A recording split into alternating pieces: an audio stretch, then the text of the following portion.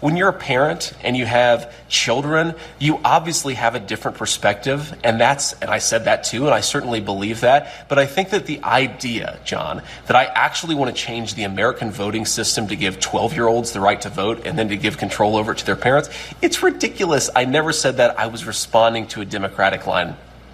Okay. I mean, it was a speech on the. Anyway, we'll people. The speech is online. People can please, watch it. But in the beginning, John, I say Democrats have proposed giving these rights to children. I say if we're going to give them to children, let the parents cast that vote. Fumbling, backtracking Vance was on ABC's This Week, trying to justify and fix the statements he said in the past, claiming he either didn't say it or that's not what he meant. Of course, the ABC host let him get away with all his lying corrections, even though everything he said was all over the internet. He was also on CNN talking about childless Americans and Walz's military background. Criticizing Tim Walz's service, I'm criticizing the fact that he lied about his service for political gain, Dana. Now, I served in the United States Marine Corps, and you know this. And look, there are a lot of things that I'm proud about. I've never lied about what I did or overstated it because it would be beneficial to me in an election. I think that's what Tim Walz did. That's what I was criticizing. And yes, I do think it's scandalous behavior. Coming to the rescue is Super Pete with a fact-checking reality slap. Pete Buttigieg was able to let the viewers know that it was obvious Vance was caught in multiple lies, and he reveals the hypocrisy that comes with it. Vance is just like his partner, Donald Trump.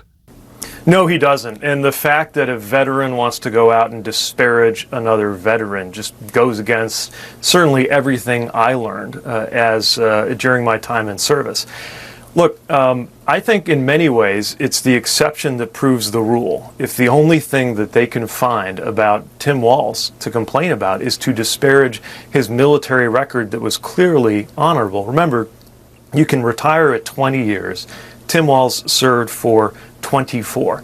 And the fact that they have to go back to find a clip from 2018 to find the one time that he slipped up when he talks about the weapons of war that he carried and said something instead about carrying a weapon in war, it's kind of an exception that proves the rule in terms of how hard you have to look to find Tim Walz saying anything that isn't precise and accurate. But there's something, I think, much bigger at play here, which is I watched that interview and watched JD Vance present himself as suddenly very particular about precision in speech and very concerned about honesty. He's running with Donald Trump, somebody who has set records for lying in public life. He just gave a press conference where fact checkers estimate that he told 162 distortions or lies. That frankly is just impressive in terms of being able to physically do that. It's like the Olympics of lying. So maybe just because it's Sunday morning, I can't stop thinking about the scripture that says, how can you look at your brother and say, let me take the speck out of your eye when you have a plank in your own eye?